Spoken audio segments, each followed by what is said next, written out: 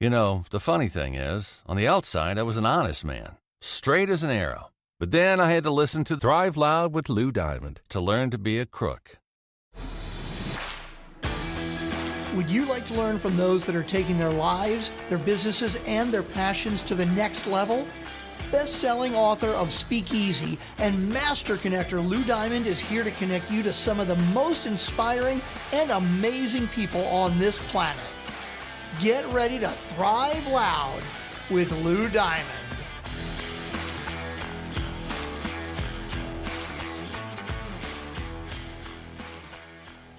Welcome, everyone, to another spectacular episode of Thrive Loud with Lou Diamond, connecting you to the most inspiring and amazing people that are thriving each and every day. I'm your host, Lou Diamond, and today on Thrive Loud, we have the founder and CEO of the Speaker Lab. This gentleman has helped thousands of people build successful and sustainable speaking businesses. He himself is a sought-after speaker, podcaster, author, and accomplished entrepreneur. He has committed his expertise and insight to equip others to share their meaningful message to the masses. Thrive Loud listeners from Nashville, Tennessee, I bring you Grant Baldwin. Grant, how are you today? Doing quite well, my friend. How's your day been? I'm doing better now because you and I are chit-chatting here, and we're going to have a fun conversation. I'm a professional speaker. You're a professional speaker, and you work with a lot of speakers. But I want to rewind a little bit because I know a little bit about you, but our listeners need to be brought up to speed. If you could, Grant, I don't want to go all the way back to the womb, but can you kind of share how this line of work, and specifically the work you're doing with the Speaker Lab, became your gig? Yeah, so we'll go back in time a little bit here. So in high school, I was really involved in my local church, and my youth pastor had a really big impact in my life and really resonated with me. I was like, I want to do that. Like, that seems like a really cool gig. And I kind of felt like if I could make the kind of difference in other people's lives that he had made in my life, that just felt incredibly fulfilling and rewarding. And so that's kind of the path I was on. I went to Bible college. I was a youth pastor for a little while at a different church, and parts of it I liked, parts of it I didn't like. But one of the things I really enjoyed, one of the things I felt like I was decent at, was speaking. And speaking was one of the things I was doing on a weekly basis, speaking to students. Occasionally I'd speak on the weekend in big church, and just really enjoyed it. And so ultimately decided, like, hey, I want to be a speaker. But at the time I wasn't entirely sure what that meant or what that looked like. And this was 17, 18 years ago. There weren't really any books or trainings or coaches or mentors or podcasts or anything about the subject or topic of speaking. And so I found myself emailing other speakers, harassing them, kind of pick your brain, that sort of thing, and learned a couple things, booked a couple gigs, and did that for the next several years, where eventually I got to a point where I was doing about 60, 70 paid speaking gigs a year, and absolutely loved it. It was just traveling all over and speaking at some awesome gigs and just having a blast. And so at the time, though, I had a lot of people who were also asking me like those same questions. They're like, hey, I want to be a speaker. How do I do that? And things like, how do you find gigs, and what do you speak about, and who hires speakers, and how much do you charge? And Lou, like this speaking world can be like this mysterious black box at times. And so about 6-7 years ago is when we started the Speaker Lab, which is a coaching and training company for speakers, teaching primarily the business of speaking. How do you actually find and book gigs, and trying to demystify this world? And so, I've been in the speaking industry for most of my career, and it's a good place to be, as you well know. Well, and it's a very good point. You made an interesting part about the uniqueness of the speaking business. One of my fellow speaking colleagues one time put it very aptly and said, the speaking business is kind of weird because it is one of the strangest offerings out there. Not only are professional speakers products on a shelf, and I'm using that term very carefully, how they are marketed, who makes the selection to hire them, and from the biggest stages in the world to the smallest workshops or whatever it might be, the range of making money as a speaker, making a living as a speaker, is absolutely just as a wide swath of so much stuff. Yep. I would love if you could kind of help people understand part of how you kind of decipher and navigate through the world of the speaking business to help people navigate through the speaking business. I think that would be cool. Yeah. So one of the things, as you well know, Lou, is it's not a one size fits all. There's a lot of different ways that speaking can look in different people's businesses. So we both know people who speak, 100, 150, 200 times a year, and speaking is all that they do. And on the other end of the spectrum, you have people who speak 5 or 10 times a year, and they use it in kind of addition to coaching, training, consulting, having books, doing something else, and both work. And so there's a lot of different ways that speaking can look. And so ultimately, it really kind of depends on what someone is looking to accomplish in their own own business and how speaking fits in and makes sense for them. So for me to, if we go back several years when I was speaking full time, doing again 60, 70 gigs, that's all I want to do. I wasn't trying to, do any coaching or consulting or anything else. And like all I wanted to do was to book gigs. That was my head down focus, day in and day out, book gigs, book gigs, book gigs, book gigs. Now, fast forward to today, I still do some speaking, but not nearly as much as I used to do. And much more of my focus and attention is on the Speaker Lab and what we do to help and work with other speakers. And so, there's a lot of versatility to speaking, and it can also evolve and change over time depending on what it is that you're trying to do, what it is that you want to accomplish within your business. What was the switch, the thing, the light bulb that went off that made you shift from loving what you were doing and going 60, 70 times a year to speak to creating this coaching consulting business to help others do it? Was it too much travel? Was it you had a gift and a message to share? Help our listeners understand what made you transform to say, this is something that I know the world is missing and I'm going to fill that void. Yeah, I think there were a couple things that happened. One was, Lou, as you know, like being on the road can be tiring. It can be a little draining at times. And, there are certainly fun parts of it. You and I have probably seen more of the country than most people have in a lifetime. And so there's like absolutely some really cool parts of it. But I remember talking with a speaker early on in my own career, and he said, speaking is a high paying manual labor job in that you get paid really, really well to stand on stage and run your mouth. But the nature of speaking is you got to get on a plane, you got to leave your family, you got to go somewhere. And so that part of it like got a little bit tiring at times. Like I just want to be home. I just want to, sleep, wake up in my own bed and not wonder what time zone I'm in and what I'm trying to do that day. So that was certainly part of it. But also I think I got to a point where, at least in the market and the niche that I was in, the pond that I was in, I'd done a lot of the major events, done a lot of the major keynotes. And so I had a friend who gave me a really good piece of advice. He said, you want to regularly find things where the challenge exceeds the skill set. Meaning whenever you first start speaking, you feel like you're way over your head. You could stand in front of a 100-person audience and you just feel completely traumatized and terrified because the challenge exceeds the skill set. And what happens is over time, it flips and the skill set exceeds the challenge. Meaning, Lou, you and I might be able to stand in front of 500 people today and deliver a great presentation, a great keynote, but be on autopilot and be bored. And so he said, you regularly have to find things where you're kind of outside of your comfort zone. And so those two things of just being on the road a lot and kind of, I wouldn't say necessarily being bored with it, but kind of looking for new challenges, new mountains to climb. That was stuff that kind of got my wheels spinning and going like, okay, if I had a business around this, what would that look like? Because so much of what I was doing again was, it was a job, it was a career. And like, again, it was a really fun job, but it was a job. It's kind of like a surgeon, a surgeon makes really good money, but they have to show up and perform surgery. You don't have a business, you have a really cool job. And so speaking was a bit of that for me at the time. And I had, again, a lot of people who were asking me about the business of speaking. And at the time I didn't see a lot of people who were teaching on the business of speaking. There's a lot of people who taught on how to create and deliver a great talk and put that together and slides and stories and presentation skills. And those things are absolutely important. But at the end of the day, I was like, yeah, but how do you find a gig and what do you charge? And how does that side of the business work? And again, at the time, there was not a lot of people who were teaching or coaching or training on that. And so we started doing a little bit around that. And then it started to really pick up traction. And I found that I felt like we were able to help speakers who were where I was when I got started. Yeah. I felt like when I got started, I had the potential, but I needed the plan. I had the potential, but I needed the plan. Meaning I was a decent speaker. I wasn't the best. I wasn't the worst, but there was something there.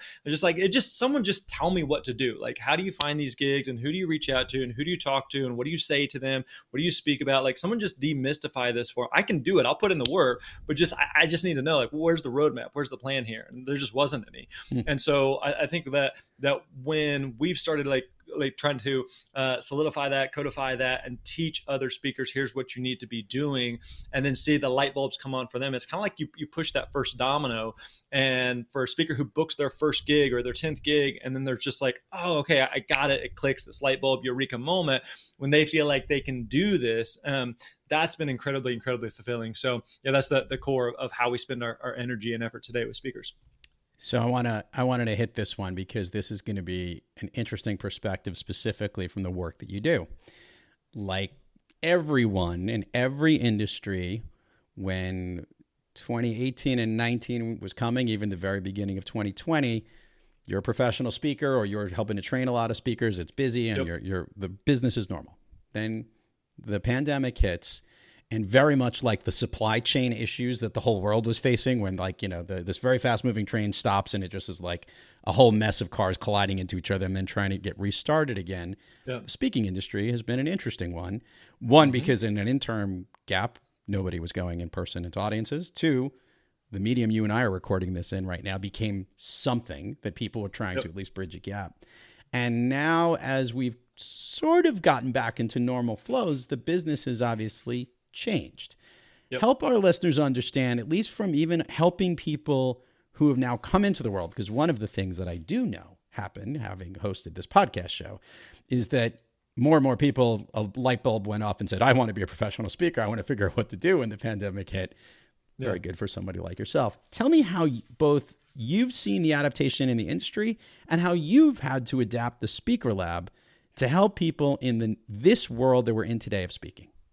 Yeah. So if we go back to, again, January, February, March 2020, and COVID comes along, like everything kind of comes to a screeching halt, and everyone's like, well, now what? And I kind of felt the same thing. I was like, our whole business is on teaching and training speakers, and all of a sudden, like, there's no events that are happening anywhere. So it's kind of a bit of a panic for speakers and for us.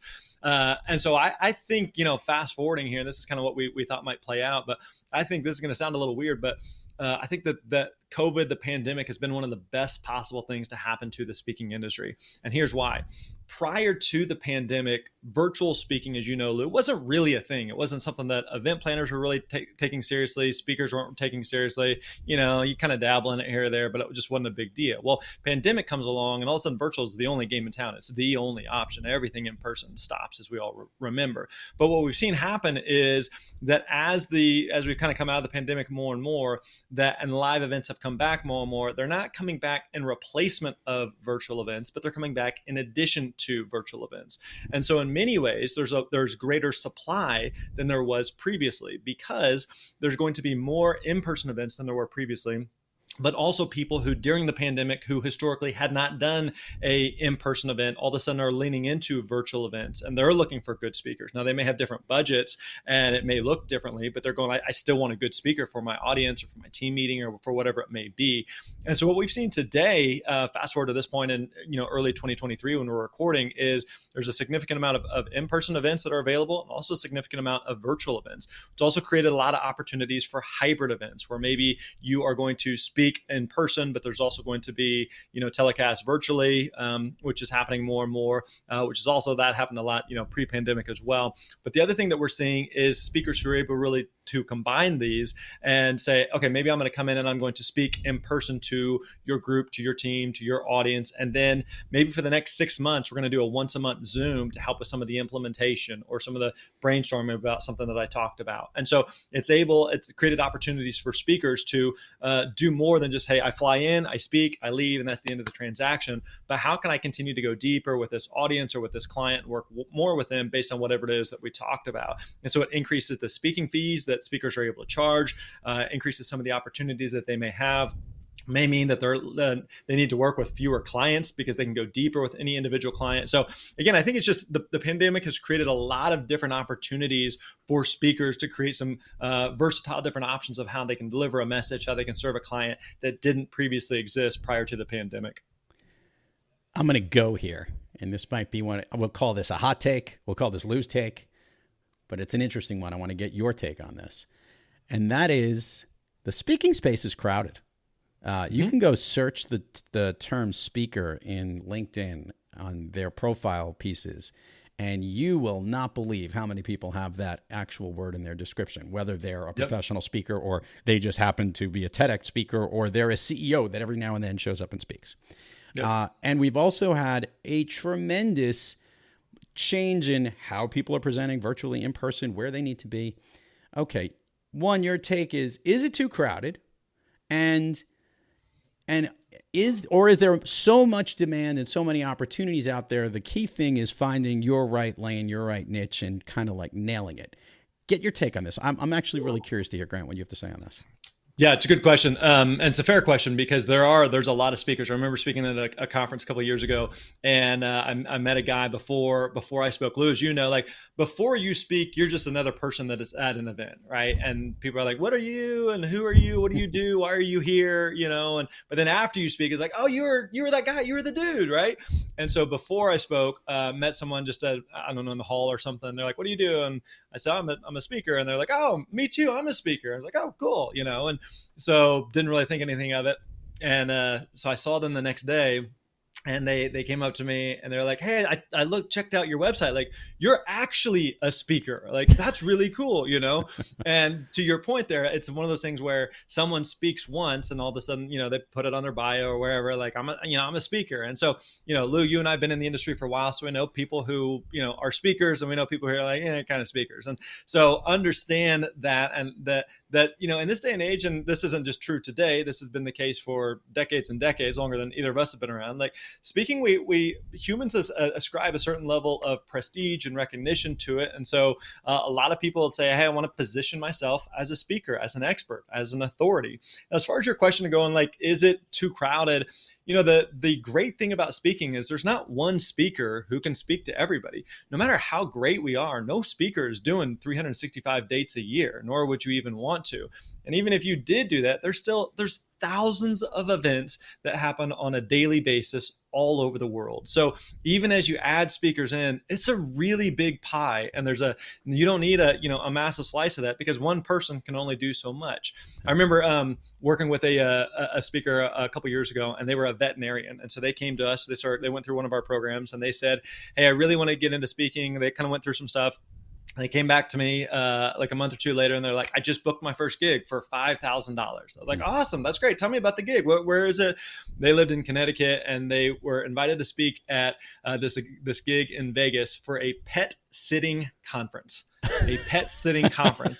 And so if you would ask, if they came to me and said, "Hey, I'm a veterinarian. I really want to get in the pet sitting space. What are the opportunities that exist?" I'd be like, "I don't think there are. Like, that doesn't sound like a thing." So if she came to me and said, "Hey, the idea of getting paid $5,000 to speak at a pet sitting conference, is that a thing?" I'd be like, "I don't think so, but maybe." And so there's all these types of just like nuances and niches, and niches within niches within niches that provide opportunities for speakers. So in some cases, like, yeah, there's a lot of speakers that exist in the world, but at the same time, there's a lot of opportunities to speak. So I think the pool's big enough for everybody. Come on in, the water's warm. I was waiting for that line. I'm like, someone's diving into some pool here. The Speaker Lab. Let's give like a blimp-sized view of what it's like for the experience and for who it is for, right? Because obviously there's lots of speakers out there, and there's certain components. Help me understand and help the listeners understand a little bit more of the Speaking Lab, what it's about, and who benefits. Yeah, so we work with speakers at all different levels. So a lot of the speakers we work with are early on in their speaking career. They're trying to figure out, maybe I've booked some gigs before, maybe I've been paid a time or two, but a lot of the times, especially early on, it's gigs that are like things that it fell in my lap. It was word of mouth. It was referral. I was doing a favor for a friend. And like, that's great, but like, that's not a business. And so they're going like, but how do I do this more? And how do I charge more? And how does this world work? So a lot of people have kind of stumbled into speaking, but there's a difference between kind of like kicking the tires of speaking and doing it from time to time, and like, no, this is like a key part of my business, or this is my business, and treating it as such. And so, if you're someone who's going, I've done some speaking before, I'd like to do more of it, I'd like to get paid, I'd like to get paid more consistently, like to charge higher fees. Those are a lot of the speakers that we work with, especially early on. Also work with speakers who are going like, okay, I'm doing this consistently, I'm earning six figures from speaking.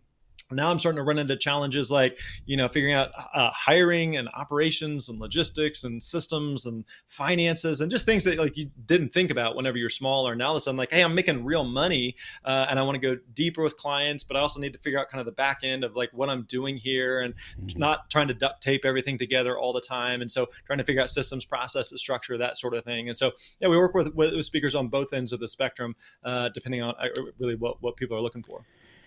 Grant, what do you like most in the world that you're in? Obviously, you have connectivity. Speakers are very interesting people. We've had a lot of them on this program, and I'm always fascinated and energized, and my level of curiosity is piqued. So you're dealing with really interesting people through the Speaker Lab. You're also providing them value on how they can actually monetize, map out a plan, make a career out of it. And obviously your own development of the speaker lab and all the people in it and your systems and all that stuff. Yep. Just tell me, if you have a lot of hats to wear, what's the thing that gets you the most happy each day as it relates to the work you're doing? Yeah, I think two things, internally and externally. Internally, I love our team. I love that the work that we're doing. One of my personal challenges, and I tell our team this regularly, is I want the Speaker Lab to be the best place that you ever work. Finding and retaining good talent is difficult. And so I always tell people, I want to make it really, really difficult for you to leave. Not in a manipulative way, but just to say, I don't want someone to, I'll give you an example. Someone messaged me the other day and they said, this is the first job that I've ever had where I'm not thinking about my next job. And I was like, perfect. Like that's what we want, is the people who are not like the grass is greener over there. They want, no, the grass is awesome here. And so that's a fun challenge that keeps me engaged, that I love what we do with our team. We've got about 30, 35 people on our team, completely virtual company. So how do you create a virtual company with people that are like really bought into what we're doing when we're not in an office every day? That's a fun challenge. And so really enjoy that. From an external standpoint, the students that we work with, the students and clients that we support, especially who are booking those first couple gigs. And again, like we talked about that domino, where they're just like, oh, dang, like I can do this. This always seemed like this mysterious thing that I could never do or get into or accomplish. And now I see a path, and it's like a level of confidence that comes over them. Like, no, I can do this. Like, it's going to take a lot of work, and we're not shy about that. Like, we're really, really clear of, we're going to teach you what to do, but make no mistake, like this still requires work. This is not some, silver bullet and like, hey, pop this pill and all of a sudden thousands of dollars will magically come pouring out at you as a speaker. Like, it just doesn't work like that. Like, you can do this, but it's a lot of work and it's a lot of commitment. And so if you're in, like, we're in with you, we want to take that ride with you. But again, this is still going to require a lot of work. It's kind of like, it's like losing weight. What do you need to do to lose weight? You need to do two things. You need to pay attention to what you eat, and you need to exercise. It's simple, but it's not easy, right? It still requires work, still requires discipline. And the same thing is true with speaking. So the internal, the external thing, those things, they keep me really engaged, and it's a lot of fun. You've been thriving throughout your career. You've got the Speaker Lab kicking on all cylinders, which is awesome, which is why you're here on the show and why you thrive loud. But we always have those days or those moments when we're not quite kicking on all cylinders and we're a little off our game. Grant Baldwin, when you have trouble thriving, what practice do you seek, or maybe which individual do you seek out to get yourself back on the thriving track? Yeah, I'm a very optimistic guy. I'm also a very even-keeled guy. The highs aren't too high, the lows aren't too low. Everything's pretty, you see what you get, you see what you get. And so if there are days where things are just not going well, and it could be any number of things. Like there are plenty of crises that happen in business from time to time. It's just like one, having a long-term perspective of today may suck, today may be frustrating, this thing may have happened, but like in the scheme of things, this will pass, and it's not going to be that big a deal. I also like one thing that's been really valuable is staying connected with other entrepreneurs, other business owners, other speakers, and just comparing notes and talking. And sometimes it's like to share a win. Being an entrepreneur, being a speaker can be very lonely. It can be very isolating. And so surrounding yourself sometimes with people that you can just like give a high five to, of like, hey, something's going really well, and I just want to celebrate it. And I want you to celebrate what's happening in your business. I want to celebrate that with you. And then other times, like, hey, here's something that happened, and like this has got me really discouraged or stressed or worried or anxious or whatever it may be. And so just to kind of talk that out, maybe after talking it out, you realize like it's actually not that big a deal in the scheme of things. So those type of people. Also have a coach that I work with, that I meet with on a regular basis, who's about 20 years older than me, has just done well and is personally, professionally, and someone that I just go to for advice and wisdom, and just like, hey, talk me through this. What should I do here? Here's kind of what I'm thinking. Am I missing something? What are my blind spots? And so being like surrounding yourself with people who are along the journey with you, or a step or two ahead of you in the journey, has also been really valuable for me. Spectacular. Before we go down to the admin part of the show here, I do want to go through that so we can do this. I want to address the audience that are not speakers but are thinking about speakers. And I think one of the questions I have before we do our little plug section here, so you could tell everybody about the Speaker Lab, is what message do you want to say to those people who are considering jumping into professional speaking? Yeah, I think one of the great things about speaking is, again, there's people that do this full time. It's the core part of what it is that they do, but that's not always going to be the case. For some people who are watching and listening, they're like, I got a really good gig. Either I work for a company or I do my own thing, and I'm interested in speaking, but I'm not really sure how it fits. That's okay. There's nothing wrong with that. Like we talked about at the beginning, there are people that do 100 gigs a year and people that do 5 gigs a year, and they both work. They both can be effective. One of the things that we've seen that's worked really well is speaking can be really, really good for networking. It can be good for lead generation. It can be good for building credibility, for respect in a certain industry. It can also be good, like we talked about earlier, it can be good for travel. There's a lot of benefits for speaking that may or may not always show up on a check. So again, if you're someone who's just like, I'm kind of intrigued by speaking, like, great, we would love to talk to you. There's different resources we'll mention in a second, things that we can do to help you or support you. But yeah, whether you want to speak full time or you just want to kick the tires of speaking, there's always an opportunity for you. All right, let's do that. Let's hit the admin part of the show. Share with the listeners all the places people can find you, websites, URLs, social handles. We will put it all in the show notes, but always gets more engagement when they hear it from you. Yeah, everything we do is over at thespeakerlab.com, thespeakerlab.com. If you listen to this podcast, you probably listen to other podcasts. We got a podcast by the same name, the Speaker Lab Podcast. Got over 400 episodes of it. Lou, we're getting ready to record an episode with you. So everyone's going to want to come check that one out as well. We got a book called The Successful Speaker, 5 Steps for Booking Gigs, Getting Paid, Building Your Platform. Definitely check that out. So we walk through a 5-step framework that makes the acronym SPEAK, S-P-E-A-K, of exactly what do you do when you're like, I have no idea who to speak to. What do I speak about? How does this mysterious world work? We're going to walk through that in detail of exactly what to do.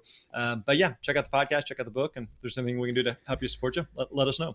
I love professionals who know how to do the plug section really well. I have to give you a golfer's clap there. That was spectacular. Went right through it and plugged me at the same time, which is awesome, which we will definitely do and put in the show notes here.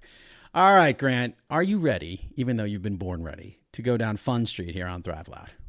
Giddy up. Let's do it. All right, let's do it. I know you haven't shared this with me yet, so it's going to hit me in whatever direction is. Is there a movie of yours that's an all-time one that you love to rewatch or always comes back to you, or just that one that sticks out as like, that's my favorite movie? Yeah, one that comes to mind is one I rewatched recently. So my wife and I, we were on a trip with our oldest daughter. We do one-on-one trips with each of our kids on an annual basis. We were on a trip. We went skiing. We got back from the slopes, and we were sitting around. We were like, let's watch something. Well, we're kind of going through the archives, figuring out something. And we're like, here's what we need to watch. We need to watch Remember the Titans. Remember the Titans is such a good movie. And so we watched that with her, and she was like, that was a really good movie. It's very funny. It's got a great message to it. So yeah, Remember the Titans is an all-time classic. And it's got a pretty heartbreak moment in there too. I want to be clear. It does. Yeah, very much so. It's very, very good. It's also, anytime you get Denzel in anything, you can't go wrong. Mm-hmm. I guess that's always true. All right, it's a good one. We're going to do the speed round here. I'm going to ask you something. I want the first thing that comes to your mind. These are things that lift you up, motivate you, make you feel good. They basically make you thrive. And since you're the one giving the answers, you're going to nail it. So it's all good. There's no wrong answers. All right. Unless I say there's wrong, and that's just totally crazy. But that's not true. Okay, here we go. Of late, Grant, is there a song that you've been listening to, or maybe one that pumps you up? Candidly, I don't listen to a ton of music. I listen to a lot of podcasts. So what are you listening to of days that isn't Thrive Loud and isn't obviously your show? What are some podcasts that you're listening to? Yeah, I listen to, there's an Andy Stanley leadership podcast. Listen to a podcast called My First Million. Listen to a podcast called All the Hacks. Yeah. Some of Tim Ferriss's stuff, some of Rogan's stuff. There's probably a list of them I could pull up. No, that's good. I like it. This is a good one. We could, if you want, unless you want to send me the list, and we could drop it in the notes and say, here are the podcast shows, but we're only going to promote yours and mine. So, all right, perfect. Go to those. Okay. A favorite food that is not a dessert. Let's go steak and potatoes, Old Faithful. Favorite dessert. Man, I got a bad sweet tooth. So anything, ice cream, cake, fruity, chocolatey. Covers it all. I'll take it all. Yeah, all the things. I'm in. Sign me up. Somebody once I asked that question. I said, favorite dessert? They go, yes, please. There you go. You just got it all. Exactly. Yep. An activity you wish you did more of? I'll tell you an activity I do a lot of that I really enjoy is I'm into pickleball right now. You ever played pickleball, Lou? I literally played it yesterday. I love the game. It's great. Man, I'm playing 3-4 days a week right now. Nice. It is so much fun. Everybody assumes like it's for people twice our age. It is a blast. As you know, man, it is a hard workout. You get a ton of sweat in. It's great cardio, great community building with people. It's a lot of fun. I love me some pickleball. What I do recommend is you do pickleball on a real serious competitiveness with with a group and guys, and then if you want to have some fun, you do drickleball, which is basically you drink a little bit before you play pickleball, and then we call it drunk pickleball, and then you have no idea where the ball's going. No, I got a buddy who he hosts a night called Dinks and Drinks. Dinks and Drinks. Very nice. So nice. Dinking for those that aren't familiar is a pickleball term. Yes, and when we say you can't go in the kitchen, that is not a reference that you can't eat anything. Just to be clear, you can't put your foot in there. An activity you wish you did less of? Probably looking at my phone. Like a lot of people, so one thing I do is actually I track on a daily basis how much time I spend on my phone. And so where are you at on average? Where is Grant at what's the line that's too much and that's okay? I'm trying to stay below 3 hours a day, which even that just sounds stupid, just saying out loud. So most days I can stay below that. It kind of depends on the day and what I'm doing. The weekends, it peaks up a little bit. But one thing we haven't talked about is man, I love being a speaker. I love being an entrepreneur. The things that really matter to me, I'm married to my high school sweetheart. We've been married almost 21 years, together 26 years. We got 3 beautiful daughters. They're 16, 14, 12. So it's me and a house full of women. And I absolutely love it. It's the best. And so love being a speaker, love being an entrepreneur, but the most important roles are being a good husband, being a good father. It's hard to do that when you're just staring at a phone. I like it.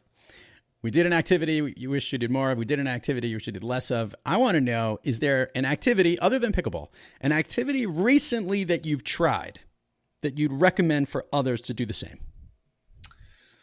I'd put pickleball on that list. Here's something I'm trying right now that is just hard and kind of kicking my butt is I'm working on getting my pilot's license. I have no practical need for it.